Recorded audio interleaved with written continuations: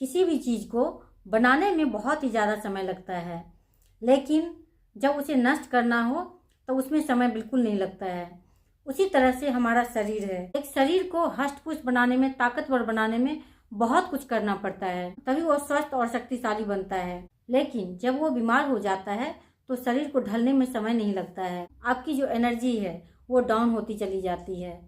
जबकि ज़रूरत तो ये है कि ऐसे वातावरण में हमें अपनी एनर्जी को बढ़ाने के लिए, शक्ति को बढ़ाने के लिए हमें बहुत कुछ करने की आवश्यकता है। लेकिन बहुत कुछ करने की बात तो छोड़िए, हम छोटी छोटी चीज़ों को भी नहीं कर पाते हैं। अब एनर्जी को बर्बाद करने के लिए तो बहुत सारे रास्ते हैं। वैसे भी इस समय में बहुत कम लोग ऐसे होंगे जिनके पास एक सही रूटीन है, जो कि समय पे सोते हैं, समय पे उठते हैं या फिर समय पे अपना हर कार्य को करते हैं। अधिकतर लोग ऐसे ही हैं जो कि बिना रूटीन के ही वो जीवन जी रहे हैं। ना तो सोने का समय है, ना उठने का समय है, ना तो खाने का समय है, ना तो अपने कार्यों को करने का ही समय है। अगर आपका भी रूटीन इस तरह से है जिसमें कि किसी भी चीज़ का समय निर्धारित नहीं है, तो इससे फिर बहुत ज़्यादा आपकी एनर्जी का ह्रास भी होता है। अगर आप रात में देर से सोते हैं, सुबह में जल्दी उठते नहीं हैं, यानी कि सूर्य निकलने के बाद आप उठते हैं, तो इससे तो ऑटोमेटिक अपने आप ही एनर्जी डाउन हो जाती है। और रात में बहुत सारे लोग ये भी करते हैं कि मोबाइल में उल्टा सीधे चीज़ों को देखते रहते हैं, फिर गलत सलत वीडियो को देखकर फिर उनका जो मन है वो ऐसे भी कंट्रोल में नहीं रहता है, फिर वो गलत सलत काम भी करते हैं, तो इससे भी एनर्जी आपकी चली जाती है। नेक्स्ट है प्राणायाम। जो लोग हर दिन थोड़ा समय निकालकर, मान लीजिए आधा घंटा भी अगर प्राणायाम करते हैं, तो इससे उनको बहुत ज़्यादा लाभ मिलता है और फिर इससे उसकी जो ऊर्जा है कई गुना ज़्यादा बढ़ जाती है। लेकिन ऐसा है नहीं।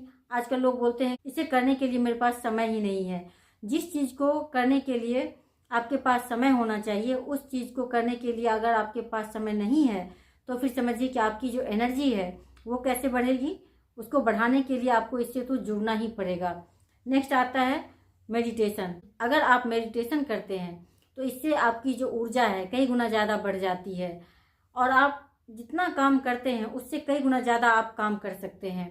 आप थकेंगे नहीं और आपके चेहरे की जो रौनक है वो भी बनी रहेगी। तो आप मेडिटेशन से भी जरूर जुड़िए। नेक्स्ट है भोजन। अब आज देख ही रहे हैं कि लोगों का जो भोजन है वो कैसा भोजन हो गया है। सात्विक भोजन लोग कम ही खाते हैं। बाहर का जो फास्ट फूड होता है उसे खाना लोग ज़्यादा पसंद करते हैं। अगर आप उन सब चीज़ों को खाते हैं जो कि पैकेट बंद भोजन है, तो इससे फिर आपकी जो एनर्जी है उसकी तो ह्रास ही होगी।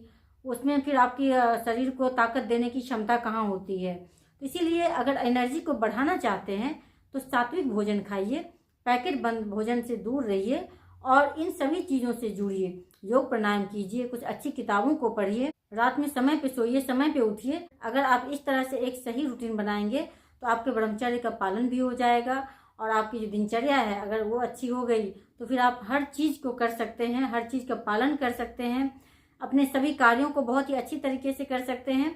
लेकिन उसके लिए एक व्यवस्थित रूटीन का होना ज़रूरी है, जो कि आपको बनाना ही चाहिए। Thank you.